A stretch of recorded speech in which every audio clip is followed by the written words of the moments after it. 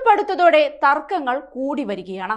സീറ്റിനെ ചൊല്ലി തന്നെയാണ് പ്രധാന തർക്കം. ഇത്തരം തർക്കങ്ങൾക്ക് തമിഴ്നാട്ടിലും കുറവൊന്നുമില്ല. ലോക്സഭാ തെരഞ്ഞെടുപ്പിൽ സീറ്റ് വിഭജനം സംബന്ധിച്ച് തമിഴ്നാട്ടിൽ DMK സഖ്യത്തിലാണ് വൻ തർക്കം. കോയമ്പത്തൂർ സീറ്റ് CPM-ന് നൽകാൻ കഴിയില്ലെന്നാണ് DMK-യുടെ നിലപാട്. കോയമ്പത്തൂർ കമൽഹാസന് നൽകാനാണ് DMK താൽപര്യപ്പെടുന്നത്. അതേസമയം സിറ്റിംഗ് സീറ്റ് എന്തു വന്നാലും വിട്ടുകൊടുക്കില്ലെന്ന ഉറച്ച വാശിയിലാണ് CPM. തങ്ങൾക്ക് തന്നെ ഈ സീറ്റ് വേണമെന്ന വാശിയിലാണവർ. ഞായറാഴ്ച ഈ വിഷയത്തിൽ രണ്ടാമതും ചർച്ചകൾ നടന്നിരുന്നു.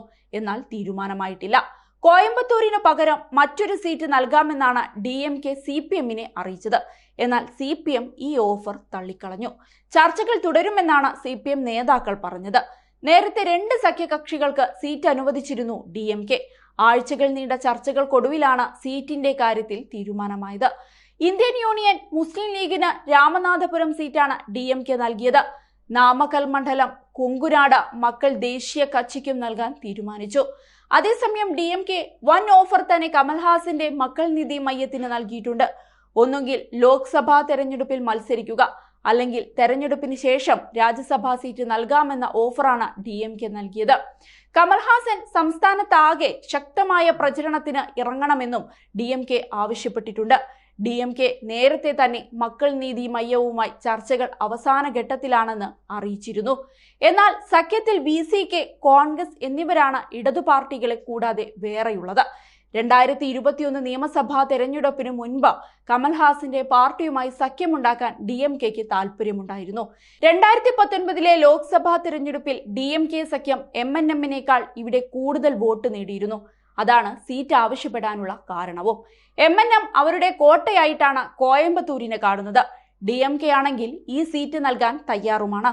അതേസമയം തമിഴ്നാട്ടിൽ CPM അവരുടെ പാർട്ടിയുടെ അടിത്തറ വരെ ശക്തമായി നിൽക്കുന്ന മണ്ഡലമാണ് കോയമ്പത്തൂർ. അത് നഷ്ടപ്പെടുത്താൻ CPM-നും താല്പര്യമില്ലാത്തത് അതുകൊണ്ടാണ്. കോയമ്പത്തൂരിൽ 1.44 ലക്ഷം വോട്ടുകളാണ് കമൽഹാസൻ സ്വന്തമാക്കിയത്. ദക്ഷിണ ചെന്നൈയിൽ 1.35 ലക്ഷം വോട്ടുകളും കമൽ നേടിയിരുന്നു.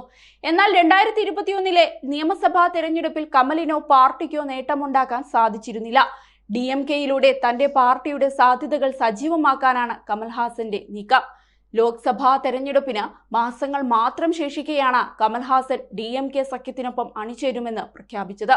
സീറ്റ് വിഭജന ചർച്ചകൾ പൂർത്തിയാക്കുന്ന DMK കമൽ നേതൃത്വം നൽകുന്ന മക്കൾ നീതി മയ്യത്തെ പുതിയ സഖ്യകക്ഷിയായി ഒപ്പം ചേർത്തേക്കുമെന്നാണ് ആദ്യം മുതലെയുള്ള റിപ്പോർട്ടുകൾ.